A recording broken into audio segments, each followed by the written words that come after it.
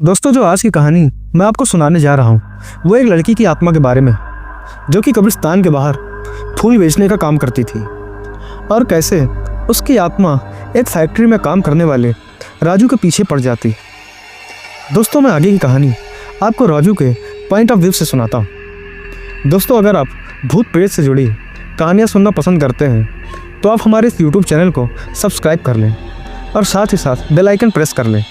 मैं आप सभी के लिए ऐसी ही डरावनी और रहस्यमयी कहानियाँ लाता रहूँगा। तो चलिए अब मैं आप सभी को ले चलता हूँ हमारी आज की कहानी की तरफ। दोस्तों, मेरा नाम राजू है। मैं आपको अपना पता तो नहीं बता सकता, पर मेरे साथ घटी इस घटना के बारे में कुछ बातें तो मुझे याद है, पर कुछ बातें मुझे मेरे माता पिता ने बताई और वह सब कुछ सिलसिलेवार तरीके से मैं आपको सुनाता हूँ। दोस्तों, मैं अपने घर से थोड़ी दूर एक फैक्ट्री में काम करता था, जो कि एक कपड़े की फैक्ट्री थी। अक्सर जब भी हमारे फैक्ट्री की बस वर्कर्स को लेकर फैक्ट्री की तरफ निकलती थी तो रास्ते में एक कब्रिस्तान पड़ता था। दोस्तों, उसे देखना कुछ नया नहीं था, पर आज मुझे एक नई कब्र दिखी जो कि कब्रिस्तान की दीवार से एकदम साफ दिख रही थी। शायद हाल ही में वहाँ किसी को दफनाया गया था। दोस्तों, यह बात भी कोई नई नहीं थी कि कब्रिस्तान में कोई नई कब्र देखने को मिले, पर मुझे नहीं पता था कि मेरे साथ कुछ नई और कुछ बहुत ही भयावह घटना घटने वाली है।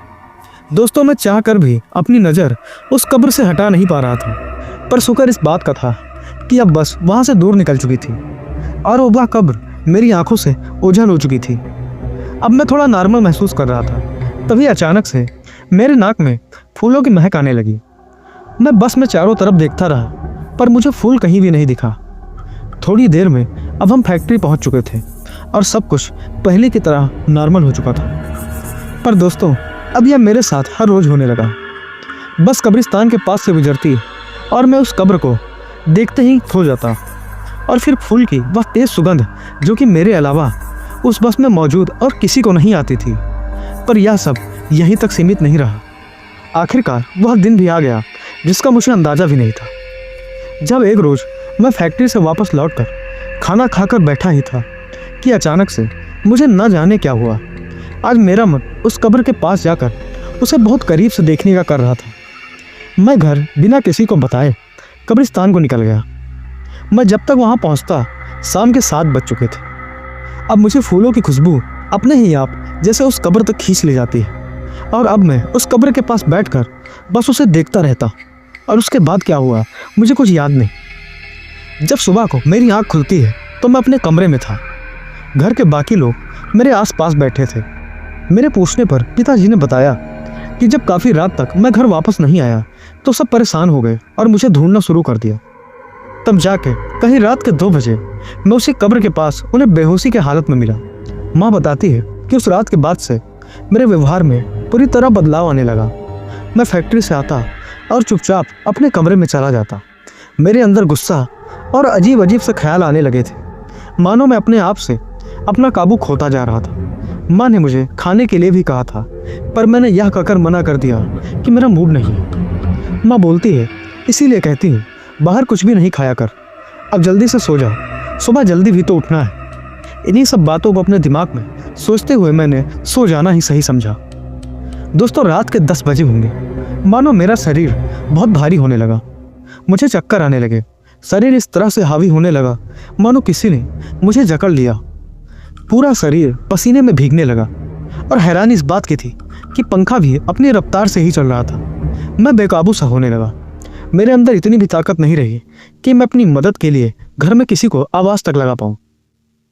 मैं जल्दी से अपने बिस्तर से उठा और घर के मेन गेट की ओर दौड़ा, मानो वह बिस्तर मेरे लिए कब्र सा हो। साथ ही चीखते और बड़बड़ाते हुए मैं बाहर गया और आसमान को देखकर जोर जोर से हंसने लगा। चांद जो कि काले बादलों में छिपा हुआ था, उसके सामने आते ही मैं जोर से चीखने लगा। मेरी चीख इतनी भयानक और डरावनी थी कि इसकी गूंज से मेरे घर वाले बाहर आए।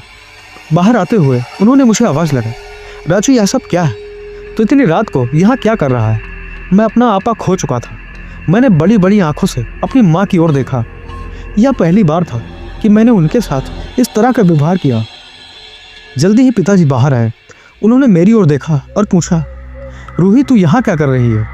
मेरी माँ को यह सब कुछ बड़ा अजीब लग रहा था। वे किसी भी रूही नाम से परिचित नहीं थी। मैंने पिताजी की आंखों में देखा और पूछा, तू जानता है मुझे? और मैं तेजी से दौड़कर वापस अपने कमरे में जाकर अंधेरे में एक कोने में दुबक कर बैठ जाता हूँ, जैसे किसी से बचने की कोशिश कर रहा था। खैर, इसके बाद मैं अपने कमरे के एक कोने में सोता रहा।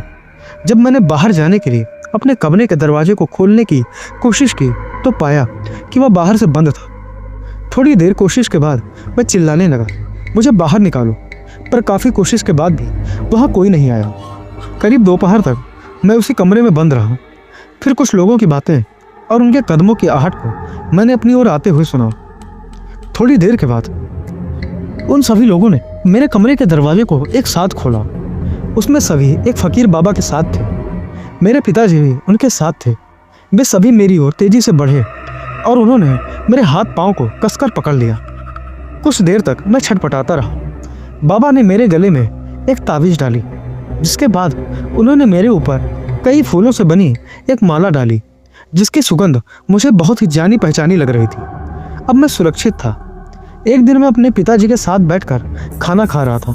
मैंने उस फूल के बारे में पूछा, पिताजी वह माला कौन से फूलों की थी? मुझे उसकी महक जानी पहचानी क्यों लगती थी? पहले तो वे कुछ बताना नहीं चाहते थे, पर उन्होंने कहा, राजू बात यह है, कोई रूही नाम की एक लड़की थी। वो इसी कब्रिस्तान के बाहर फूल भेजती थी। काफ़ी शांत स्वभाव की और बहुत ही प्यारी बच्ची थी। पर एक दिन इसी कब्रिस्तान के रोड पर एक गाड़ी वाले ने उसे कुचलकर मार डाला और उसे उसके परिवार वालों ने वहीं कब्रिस्तान में दफना दिया। तब से अक्सर उस कब्र के पास जाने वालों को वैसी ही महक मिलती है जैसे तुमने महसूस की थी। हो सकता है वह उसके साथ आने का तरीका। और हाँ, तुम अब इस ताबीज़ को अपने पास ही रखना और उस कब्र से जितना भी हो सके दूरी बनाए रखना। दोस्तों, इसके बाद मैं कभी उस कब्र के पास नहीं भटका और ना ही वहाँ जाने की मेरी हिम्मत हो पाती। तो दोस्तों, आपको हमारी आज की कहानी कैसी लगी कमेंट करके ज़रूर बताएं। और अगर आपके साथ भी ऐसी ही कोई डरावनी या रहस्यमयी घटना घटी है तो आप मुझे व्हाट्सएप या इंस्टाग्राम पर साझा कर सकते हैं, जिनके लिंक्स आपको वीडियो के डिस्क्रिप्शन में मिल जाएंगे। तो चलिए मिलते हैं कोई और खौफनाक कहानी के साथ। तब तक के लिए टेक केयर।